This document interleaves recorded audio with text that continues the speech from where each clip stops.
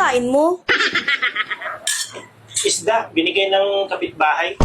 Bakit putlang-putla? Siyempre, kinilaw. Ganun talaga pag kinilaw. Bakit ka kumakain ng hilaw? Kadiri ka naman. May kinilaw ba na luto? Siyempre, kinilaw. Hilaw yan. Kung ako sa'yo, mag-search ka sa Google para malaman mo kung ano benefits pag kumakain ng hilaw. Para naman madagdagan yung kaalaman mo. Bakit? Masama bang kumain ng hilaw? Oo, nakakabulati daw yan pag kumakain ka ng hilaw. Eh, bakit mo ako sinusubuan ng hilaw kagabi kung nakakabulati yung hilaw? Bakit? Paano mo nasabing hilaw? Eh, medyo mapula eh.